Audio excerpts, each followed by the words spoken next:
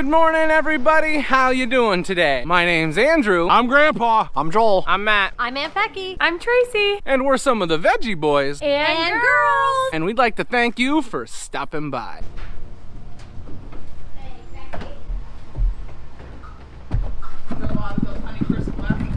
There's like $6.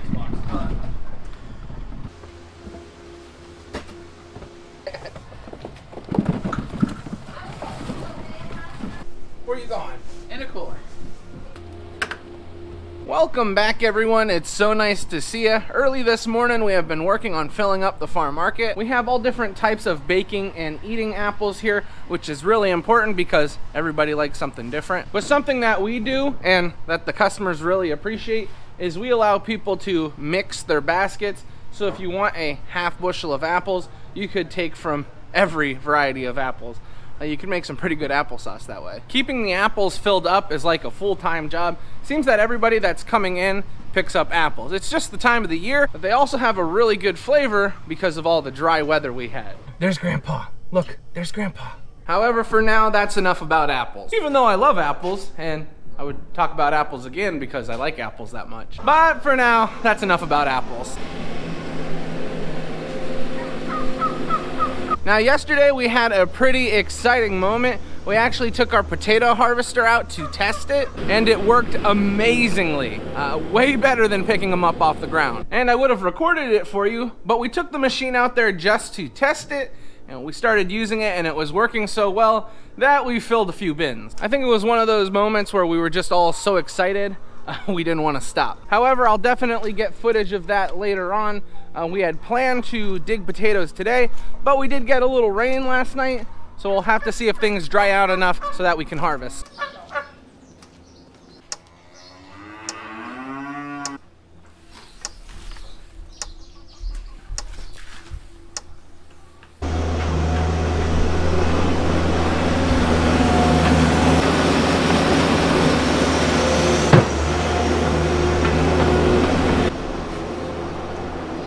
Good morning.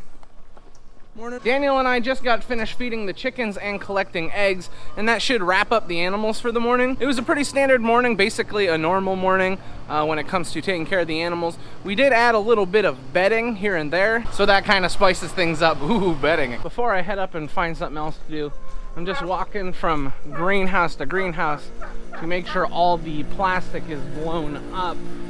We don't want to see any plastic that is dipping down or that is just soft to the touch.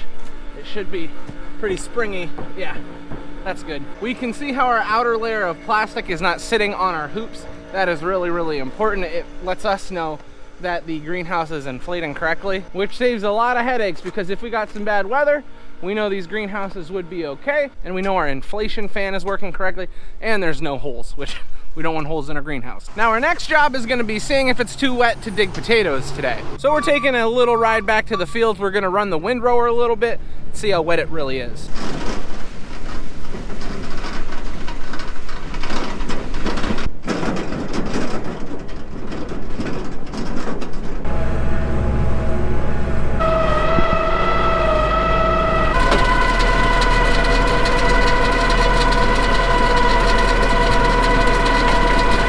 So what we were trying to find out is if the dirt would clump from being too wet. If the dirt clumps, it makes it a lot more difficult to harvest the potatoes. As you can see, there isn't that many rocks here actually. A lot of this is just clumps of dirt, and all this dirt comes up with the potatoes, and it makes it harder for the machine to separate them. We could still harvest potatoes if we needed them really, really badly, but yesterday we picked a few bins. So for this morning, we're not gonna be harvesting potatoes, but what we can do is wait till this afternoon and see if it dries off a little bit more, and we'll test again. But you know, things like this happen, and that's growing produce. Not everything works out the way you want it to, because if it was easy, everyone would do it, and then I wouldn't have a job. Now, since we're not gonna be digging potatoes, I'm out here in the vegetable graveyard. This is where our second planting of peppers was, and this stuff got hit really, really hard by our first frost that we had a while ago. So So these plants died off a little bit earlier than the other ones. And since they got hit with the earliest frost, that means they also got affected by the later frost and then the eventual freeze that we had. Now, something that I would just like to mention, a lot of the peppers that you see on these plants are peppers that were too small to harvest at the time. We got a lot of the larger harvest taken off before the frost had happened. So a lot of the peppers that you see here in the field either had one of two issues with them. One, they were too small to harvest at the time, or two, they already had another issue, whether that was bug damage, damage from the weather. So although you can see some peppers here, we did have a thorough and complete harvest, which we're really happy with. But the reason why I'm over here is not just to talk about the plants. We're actually going to be pulling out our drip tape. Although the mulch that the peppers are planted on is a biodegradable type, the drip line is not biodegradable, so we have to remove that from the field. So since we're back here and can't dig potatoes, we're going to work on pulling out the drip tape.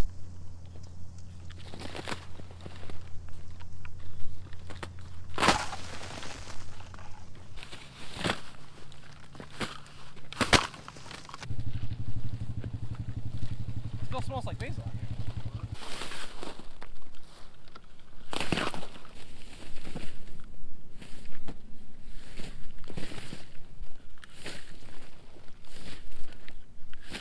We've already got the lines pulled up on the second planting of peppers. This right here is basil, and even though it's been frozen, oh, it still smells good. Some people are curious and they ask if we keep the drip line and use them for later years. The answer is no. We try and make sure that our drip lines have no issues, and if we were to hold these over till next year, we could have problems. Also, we rotate our crops, so our fields are not always the same length. So the drip line would be short in some areas. We'd have to cut it and we'd have to connect it in certain areas, and that's a lot of work. So what we'll do is always pull out our old drip tape, and then next year we'll lay new drip tape so that it always works efficiently and we have less issues.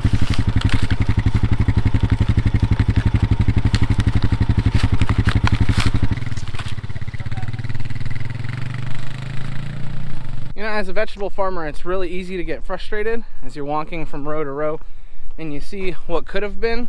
Now, these tomatoes weren't harvested for a number of reasons. We did have some hail damage. We did have splitting from rain. That's ultimately the reason why these tomatoes didn't get picked, because the rain split them completely open. And that can bum you out as a vegetable farmer, believe me. I hate seeing produce in the field, but I'm also looking at this a little bit differently. These tomatoes will act as fertilizer for the next crop that's going to be planted here. And some of you may be thinking, well, why didn't you call people to come and harvest the split tomatoes?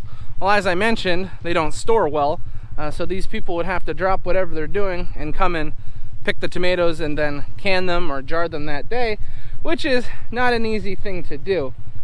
We were happy with the tomato harvest that we got this year, but it is what it is. And even though it is hard to look at this and see some tomatoes here, as I mentioned, a lot of them were split from the rain.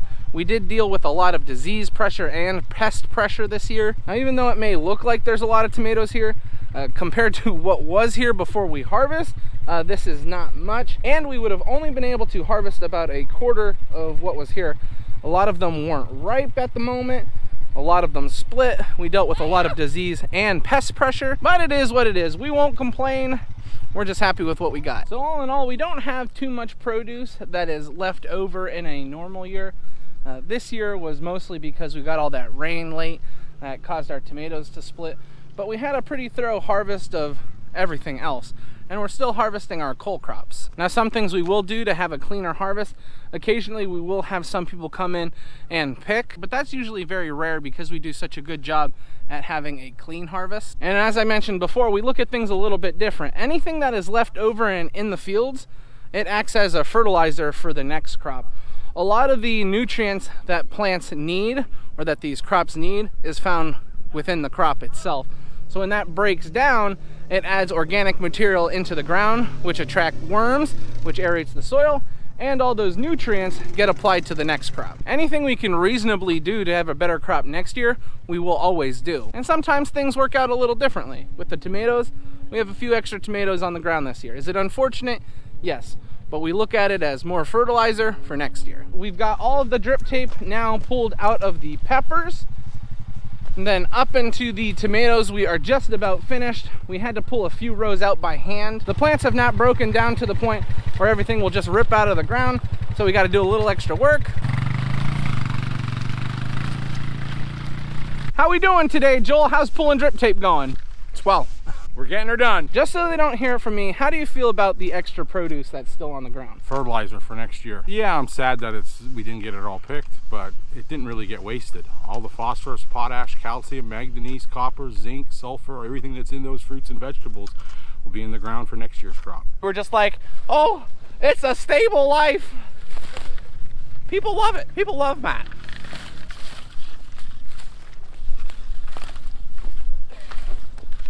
Andrew! Pickles are all pulled out.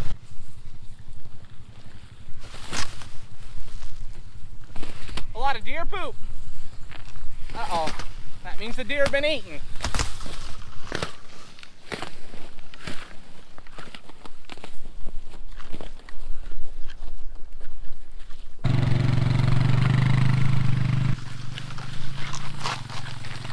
Sometimes we have to go through and loosen things up, but it's really, really nice when everything can just be pulled away by the ATV.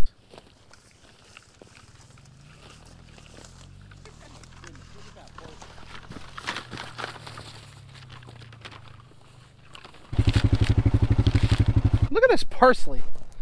This parsley is so green. Look at that. Tastes good too.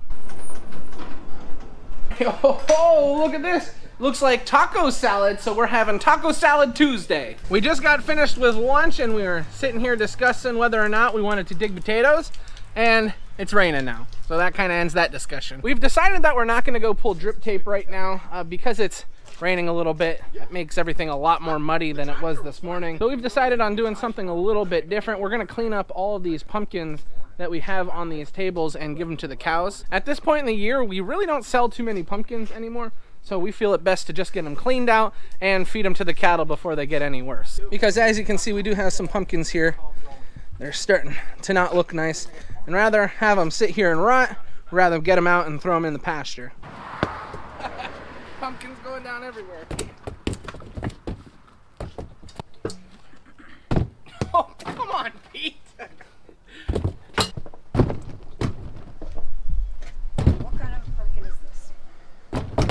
Now these pumpkins and other viney leg squash are very important to us. They serve a twofold purpose. We've mentioned this before, but our cattle love to eat pumpkins and squash. It's something that they really enjoy. Not as much as potatoes, but they do enjoy eating them. Now there is a second reason, and the second reason is very important to us.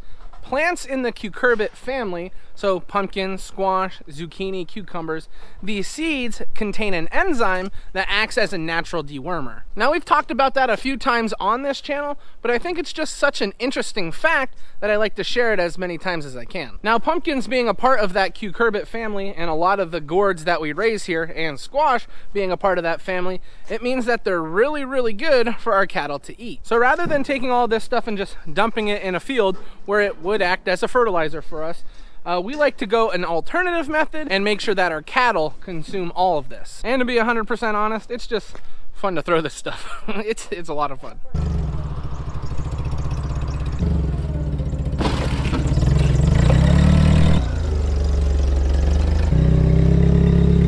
We've got an issue over here.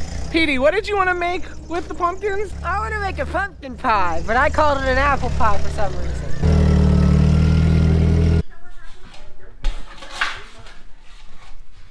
Are you helping Grammy? We're making pie. You have flour on your face. We're making pie. Thank you. She knows what to do, huh? It's time for one of the biggest competitions in Veggie Boys history. Who can roll their pumpkin the farthest?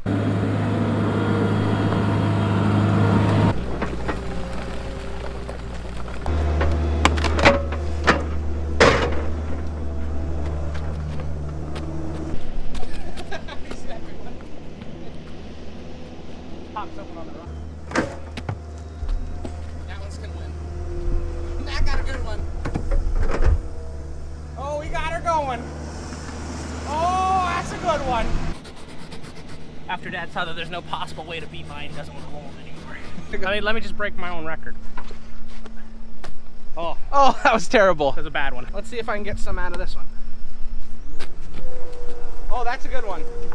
Never mind, hit some rocks. And it exploded.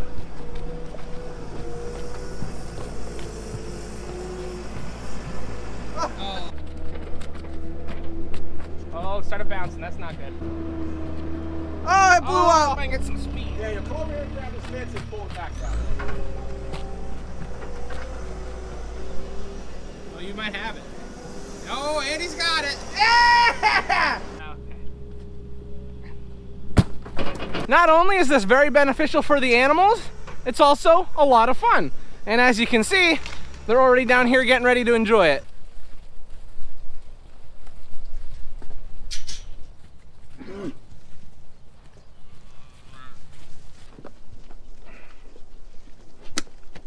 Huh? Want some? Yeah, if I turn it over, it might be easier to grab that way.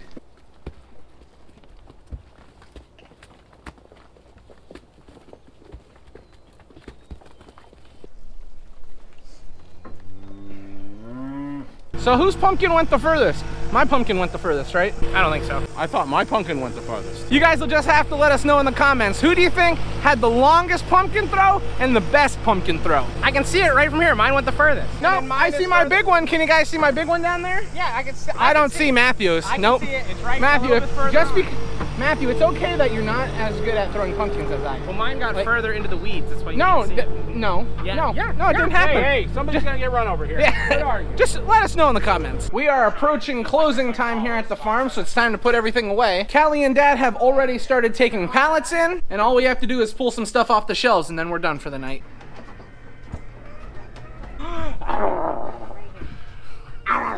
You're getting eaten. We are now done with work for the day, so we are on our way up to the house to see what we're having for dinner tonight. We have now made it up to the house. Grammy, what are we having for dinner tonight? We're having beef tips with mushrooms and onions served over mashed cauliflower. Ooh, sounds good. And what else do we have here? Broccoli. Ooh, some broccoli. This sounds delicious. We are all at the dinner table. Now we are -1. My wife is not here. She was down visiting her mom and dad for a couple days. Callie and I have been really suffering without her, but it's okay. She needs to see her parents. We'll allow it. But anyways, guys, this is where we're gonna end the video today. I would like to thank everyone for watching, and I hope to see you next time. Bye-bye. Bye-bye.